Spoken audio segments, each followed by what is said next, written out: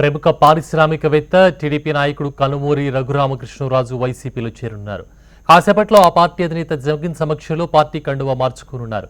నరసాపురం ఎంపీగా పోటీ చేస్తున్నట్లు వారం క్రితమే ప్రకటించిన రఘురామకృష్ణరాజు అంతలోనే టీడీపీకి షాక్ ఇచ్చి జగన్ పార్టీలోకి వెళుతున్నారు. వైసీపీ అభ్యర్థిగా నరసాపురం నుంచి పార్లమెంటుకు పోటీ చేయనున్నారు. గతంలో వైసీపీ నుంచి టీడీపీలోకి వెళ్లగా ఇప్పుడు మళ్లీ పార్టీ మారుతున్నారు. ఇక ఇదే అంశానికి సంబంధించిన మరింత అప్డేట్స్ ను మా రిపోర్టర్ శేషుని అడిగి తెలుసుకుందాం. శేషు,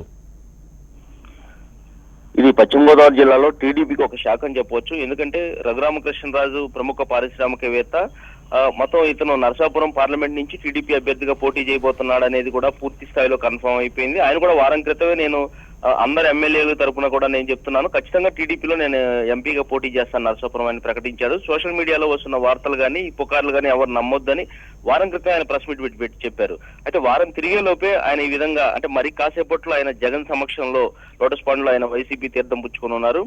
గతంలో ఆయన వైసీపీలో ఉన్నారు 2014 ఎన్నికల సమయంలో. ఆ సమయంలో సీటు దక్కకపోవడంతో కొన్ని కారణాల వల్ల ఆయన జగన్ తో విభేదించి బహిరంగంగా మీడియా సమావేశం పెట్టి మరి జగన్ ను విమర్శించి ఆయన వైసీపీ వీడారు 2014లో. ఆ తర్వాత తిరిగి ఆయన బీజేపీలో కొనసాగారు. బీజేపీ నుంచి కొనసాగిన ఆయన ఈ మధ్యకాలం అంటే మే నెలలో తిరిగి బీజేపీ నుంచి టీడీపీలోకి వచ్చారు. వరుసగా వైసీపీ, బీజేపీ, టీడీపీలోకి వచ్చిన ఆయన తిరిగి మళ్ళీ టీడీపీ నుంచి సొంత గూటికి వైసీపీకి వెళ్ళబోతున్నారు. అయితే ఈయన టీడీపీ నుంచి ఎన్నికల సమయంలో సీటు ఖరారైనా కానీ, ఎంపీ సీటు ఖరారైనా కానీ తిరిగి టీడీపీ నుంచి వైసీపీకి వెళ్ళడమే సర్వత్రా కూడా ఒక ఆసక్తిని అయితే కలిగిస్తుంది. ఎందుకంటే ఆయన కొంత ఈ విషయంలో చాలా సమయం తీసుకున్నట్టు వెళ్ళడానికి కూడా టీడీపీ నుంచి వైసీపీకి వెళ్ళడానికి కూడా ఆయనకి వ్యక్తిగతంగా ఇష్టం లేనట్టుగా మనకు సమాచారం అందుతుంది. కొన్ని ఒత్తిళ్ల కారణంగా తప్పని పరిస్థితుల్లో ఆయన వైసీపీకి వెళ్లాల్సిందే అని కొంతమంది నాయకులు ఒత్తిడి.